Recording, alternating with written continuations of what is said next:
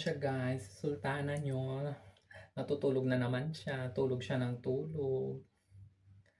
Maghapon na lang siyang natutulog. Ginigising ko siya, ayaw niya magising. Pag kinakala, oh ayan. Naalim po, oh, ano? Si Chick. Ayan siya. Nakipag-usap na naman siya. Hmm? Hmm. Say hi na, baby. Magpe-prepare lang ako ng pagkain ko, guys. Ayan, guys, yung dinner ko. Simpleng dinner lang siya. Kasi nga wala akong oras magluto.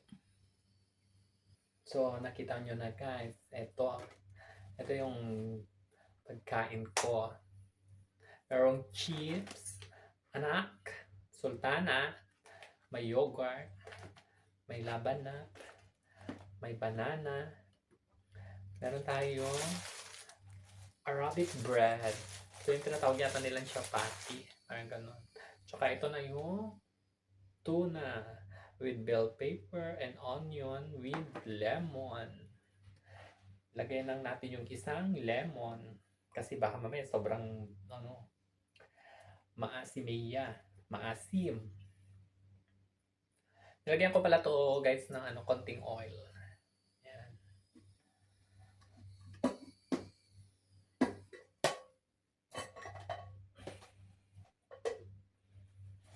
Ayan. So, ready na tayong kumain. Ganito lang guys yung pagkain na very simple lang siya.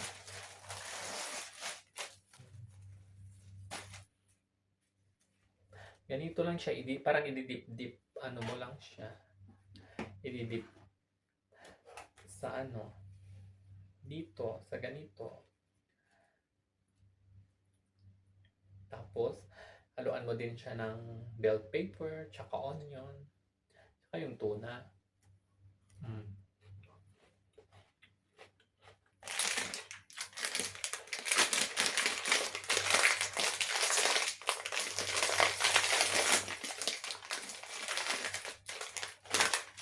Tsaka ito, chips.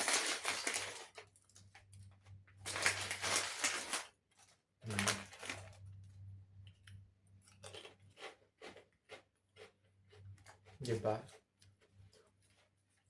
Solved na ang gabihan. Kahit hindi ka na magluto, nakakabusog na to guys.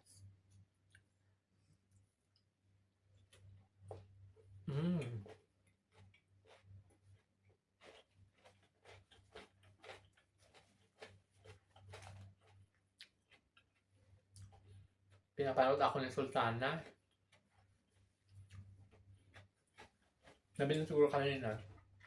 Parang naalimpungatan siya pagpasok ko. Nakatingin lang siyang diretso sa akin.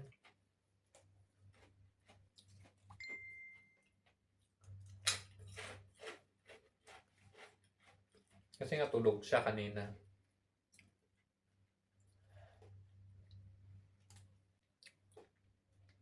Alam nyo guys kung saan ko to nakita na ganitong kinakain. Sa trabaho ko.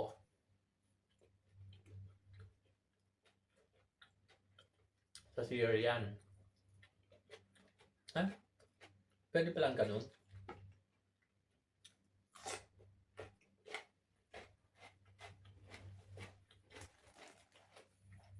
Wait nga. Matry nga. Kasi pinatikman niya ako noon. Ito yung sinasabi ko guys na pinatikim sa akin noon.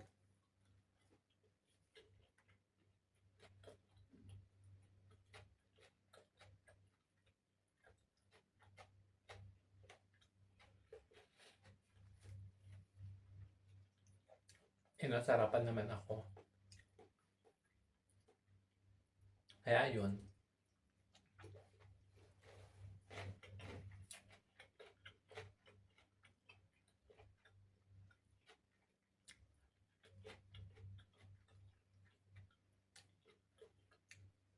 Masarap yung onion, guys. Kahit hindi siya luto.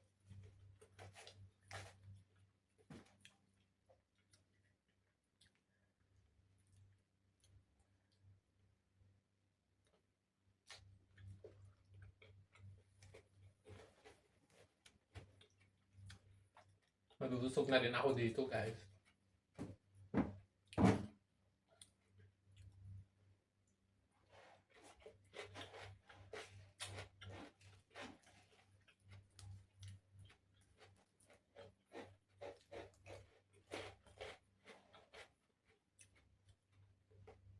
Itong mga ganitong chips, guys. Yan yung hinahalo minsan nila dun sa parang umani sandwich. Yung mga ganun-ganun. Dinudurog-durog nila. Kasi nahalo nila.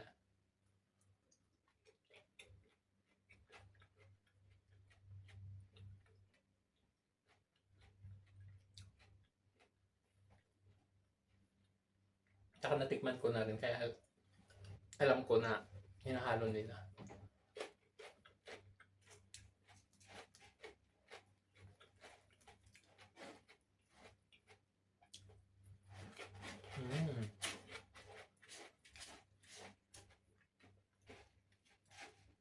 Very simpleng dinner pero solve na rin.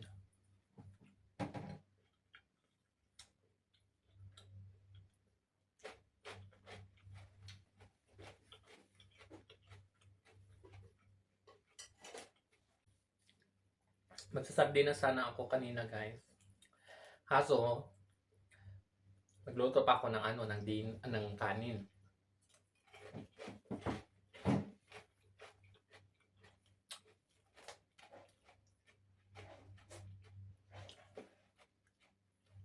Ayan.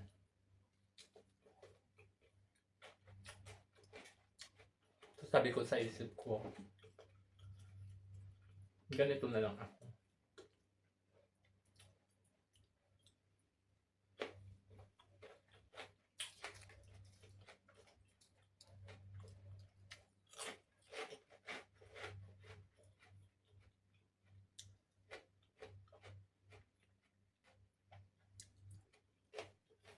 Minsan pag nakikita mo sila kumakain, parang hindi mo makakain yung mga ganito.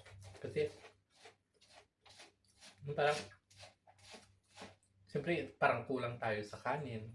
Pilipino, mahilig kumain ng kanin, di ba?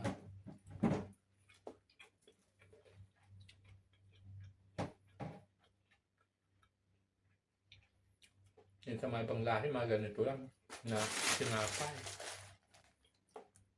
Solve na sila.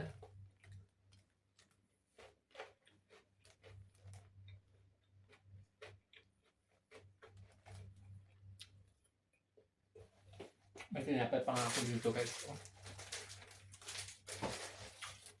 Naisip ko nga kung ano. Gawin ko siyang breakfast. Lagyan ko siya ng itlog at saka milk. Saka ko siya i-oven.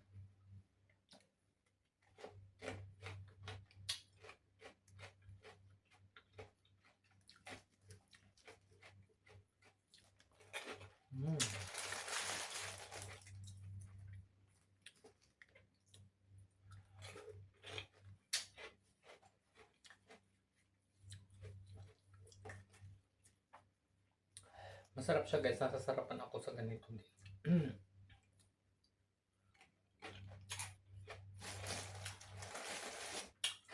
Buti na lang yung chan ko hindi maarapte. Hindi namimili ng pagkain.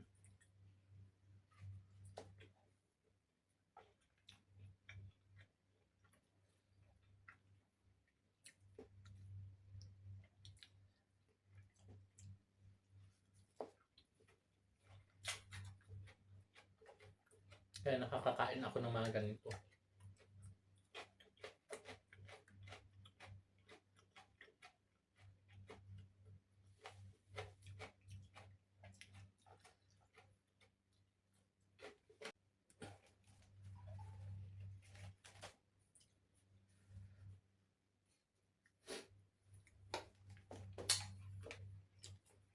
Lapit na ako matapos, guys. Ubos ko din.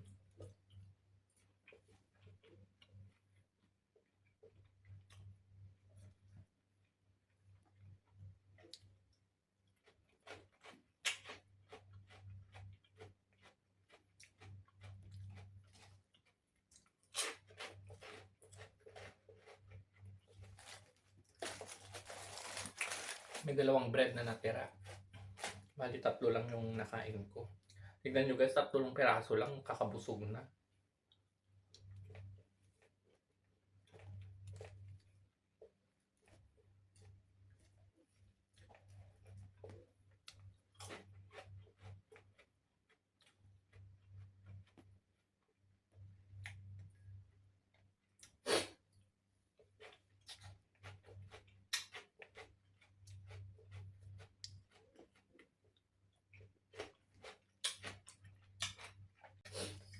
Alam nyo guys, masustansya tong mga yogurt. Dati hindi ako kumakain ng ganito. Mga yogurt.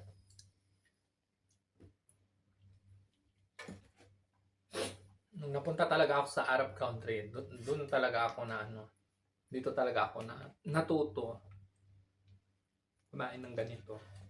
Dati di ko pinapansin ang mga yogurt. Pero dati nung nasa Manila ako nung nagtatrabaho ako sa Reyes. May katrabaho ako dati galing ng Saudi, sabi niya, masarap daw ang yogurt. Marami daw benefits, sabi niya. Araw-araw nga daw sila nung kumakain ng yogurt dun sa Saudi dati. Kaya nung umuwi siya noon, nung way back 2008 ba yun? Nasa Pinas na siya. Sabi niya, nakakamiss daw kumain ng yogurt, sabi niya.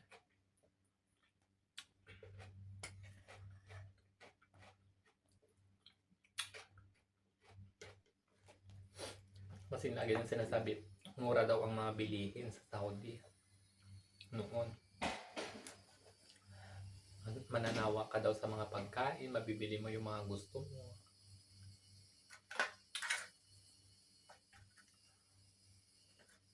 Ayun. Kaya, nasasabi niya siguro noon na masarap mag-abroad, sabi niya. Kasi nung time na yun, may edad na rin kasi yun, si ate. Tsaka ang tagal niya rin nag-abroad, 20 years yata, mahigit. Sa salon, sa Saudi dati.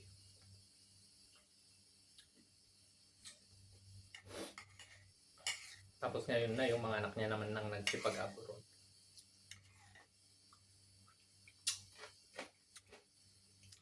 Alam nyo guys, hindi ko dati pangarap mapuntahan ang ang Middle East kasi tapos nga ako. Pero dito naman ako napunta ngayon.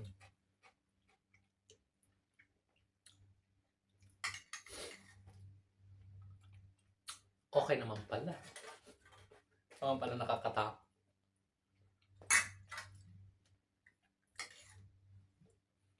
Siguro nung mga time noon, siguro nung mga way back na gano'n, doon may higpit-higpit. Pero at least ngayon, okay naman na. Basta wag ka lang lumabag ng sa mga rules nila. Ganun. Ito pala, masarap siya itong laban na ganito. Gatas to ng kalabaw na mahinaluan nila ng lemon at saka orange, tsaka mint.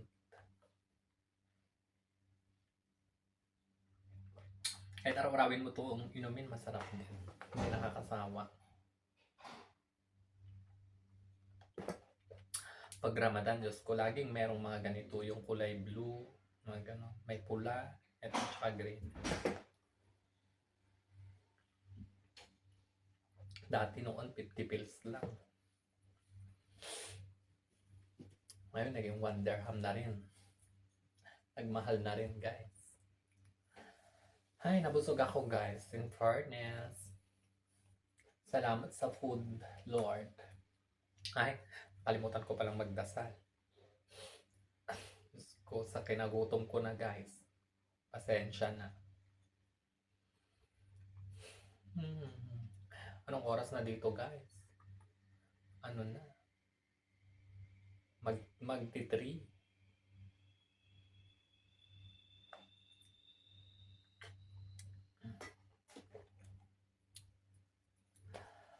Hi. Thank you so much, guys, sa panunood parati. So, bukas na ako, guys, magluluto ng dinner. Mag-update ako bukas. Ganon. Salamat. Ito lang yung kaganapan ko ngayong araw. Kati ng ilong ko. May nakakaalala sa akin.